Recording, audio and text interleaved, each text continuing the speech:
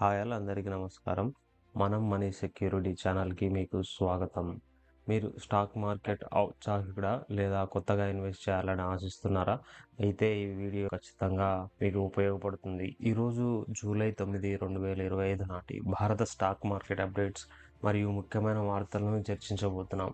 Sensex, Nifty పనితీరు, top gainers, losers మరియు ఈరోజు ట్రెండ్లో ఉన్నటువంటి స్టాక్స్ గురించి అయితే తెలుసుకోబోతున్నాం. సో ఈ వీడియోను చివరి వరకు చూసి మీ విలువైన అభిప్రాయాలను కామెంట్స్లో తెలియజేయండి. Let's get started.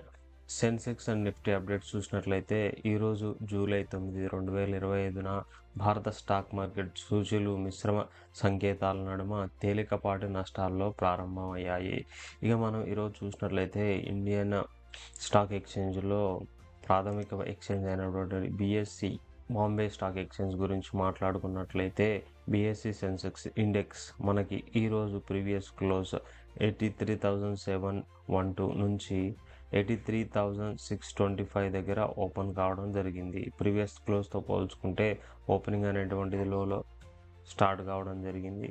నెక్స్ట్ మనం 83,781 వరకు ఈరోజు బిఎస్సి సెన్సెక్స్ అయితే హైలో వెళ్ళడం జరిగింది. మనం చూసినట్లయితే ఒకనొక స్టేజ్లో బిఎస్సి సెన్సెక్స్ అనేటువంటిది 83,382 వరకు లోలో రావడం జరిగింది. ఓవరాల్గా మార్కెట్ పనితీరు చూసినట్లయితే బిఎస్సి సెన్సెక్స్ అనేటువంటిది 176 పాయింట్స్ డౌన్ అయి 83,536 దగ్గర క్లోజ్ కావడం అయితే జరిగింది.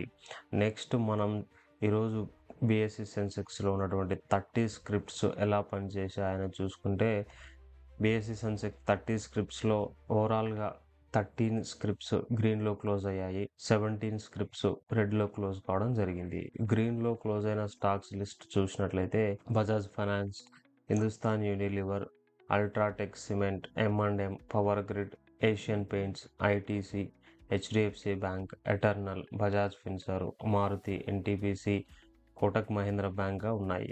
ఇక మనం ఈరోజు రెడ్లో ముగిసిన స్టాక్స్ లిస్ట్ చూసినట్లయితే Tata Motors, Axis Bank, State Bank of India, Titan, Infosys, Adani Ports, Sun Pharma, Trent, Bharti Airtel, TCS, ICICI Bank, L and T, BEL, Reliance, Tech Mahindra, Tata Steel, HCL టెక్నాలజీస్గా ఉండడం అయితే జరిగింది. ఈరోజు మనం నెక్స్ట్ ఇండియాలో one of the other prominent index అయినటువంటి NSC Nifty చూసుకున్నట్లయితే ఈరోజు 25,514 దగ్గర ఓపెన్ కావడం జరిగింది. ఒకనొక స్టేజ్లో 25,548 దగ్గర హైలోకి వెళ్ళడం జరిగింది. ఒకనొక స్టేజ్లో 25,424 పాయింట్స్ వద్ద లోలో రావడం జరిగింది. ఓవరాల్గా ఈరోజు నిఫ్టీ 50 చూసినట్లయితే 46 పాయింట్స్ డౌన్ అయి 25,476 దగ్గర క్లోజ్ కావడం జరిగింది. ఇక నెక్స్ట్ మనం నిఫ్టీ 50లో ఉన్నటువంటి 50 స్టాక్స్ పర్ఫార్మెన్స్ చూసినట్లయితే 21 స్టాక్స్ అయితే గ్రీన్లో క్లోజ్ కావడం జరిగింది. నెక్స్ట్ ఉన్నటువంటి 29 స్టాక్స్ అయితే రెడ్లో క్లోజ్ కావడం జరిగింది. స్క్రీన్ మీద చూడొచ్చు మనం ఏ స్టాక్స్ గ్రీన్లో క్లోజ్ అయ్యాయి, ఏ స్టాక్స్ రెడ్లో క్లోజ్ అయ్యాయి అనేటువంటిది. నెక్స్ట్ మనం ఈరోజు ఎన్ఎస్సి నిఫ్టీ 50లో టాప్ గెయినర్ స్టాక్స్ చూసినట్లయితే శ్రీరామ్ ఫైనాన్స్ అనేటువంటిది టాప్ గెయినర్గా నిలవడం జరిగింది. Next Bajaj Finance, next Coal India, next Hindustan Unilever Limited, తర్వాత అల్ట్రాటెక్ సిమెంట్ అయితే ఉండడం జరిగింది. ఈరోజు నెక్స్ట్ మనం నిఫ్టీ 50లో టాప్ 5 లూజర్ స్టాక్స్ చూసుకున్నట్లయితే హెచ్సిఎల్ టెక్నాలజీ అనేటువంటిది టాప్ లూజర్గా నిలిచింది. Hindalco, Tata Steel, Apollo Hospitals, Tech Mahindra ఇవైతే హెచ్సిఎల్ టెక్నాలజీని ఫాలో అయ్యి నెగిటివ్లో క్లోజ్ కావడం జరిగింది.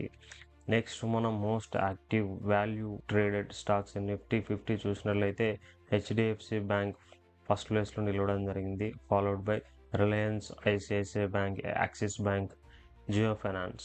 నెక్స్ట్ మనం most active volume traded stocks Nifty 50 చూసినట్లయితే టాటా స్టీల్ అనేది ఫస్ట్ ప్లేస్లో ఉంది. Followed by Jio Finance, Eternal, BEL, Wipro.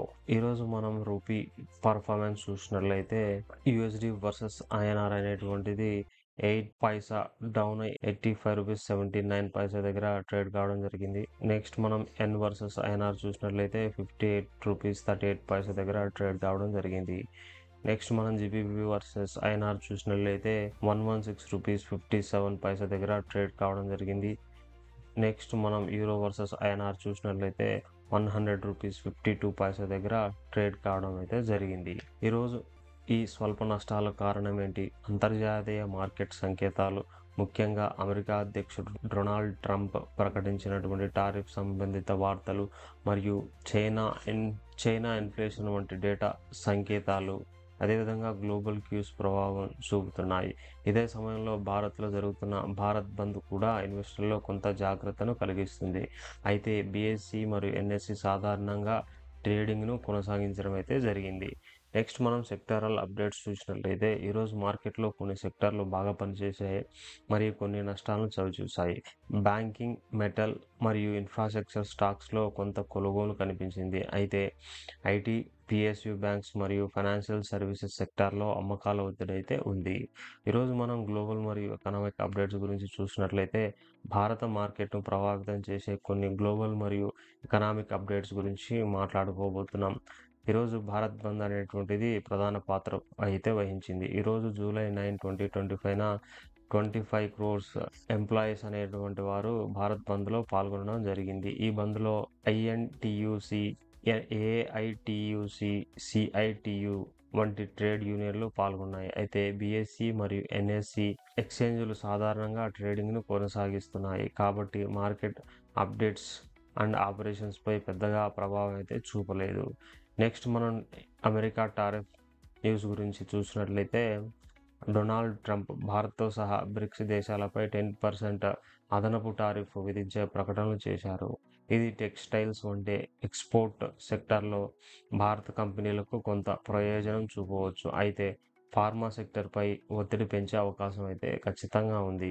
ఇక మనం రూపీ అప్డేట్ చూసినట్లయితే ఆల్రెడీ మనం చూసినట్లుగా జూలై 8తో పోలిస్తే ఈరోజు జూలై 9th 8 పైసా అనేటువంటిది కోల్పోయి 85 రూపీస్ 81 వద్ద స్థిరపడడం అయితే జరిగింది వర్సెస్ యూఎస్డి. ఇక నిఫ్టీ మిడ్ క్యాప్ మరియు స్మాల్ క్యాప్ అప్డేట్స్ గురించి చర్చించినట్లయితే నిఫ్టీ మిడ్ క్యాప్ 150 ఇండెక్స్ గత సెషన్లో 0.14% తగ్గి 21,886 దగ్గర ముగిసింది. మిడ్ క్యాప్ స్టాక్స్లో కొంత ఒడిదుడుకులు కనిపిస్తున్నాయి, కానీ ఇన్ఫ్రాస్ట్రక్చర్ మరియు రిటైల్ సెక్టార్లో ఉన్న కంపెనీలు బలంగా పనిచేస్తున్నాయి.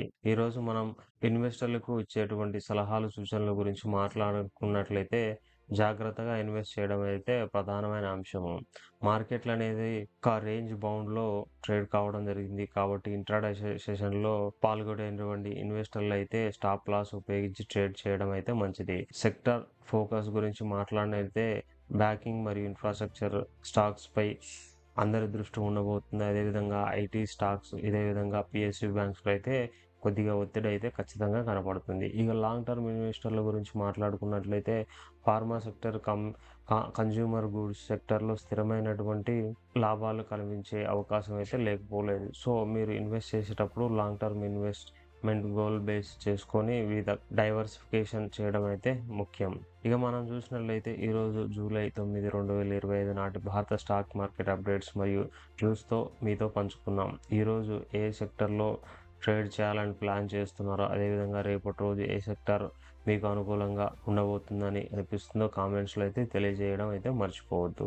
మన ఛానల్ను సబ్స్క్రైబ్ చేయడం మర్చిపోకండి మరియు బెల్ ఐకాన్ నొక్కి ఈ రోజువారీ అప్డేట్స్ను పొందండి. మీరు ఇన్వెస్ట్ చేసే ముందు ఎల్లప్పుడూ మీ ఫైనాన్షియల్ అడ్వైజర్ను సంప్రదించండి.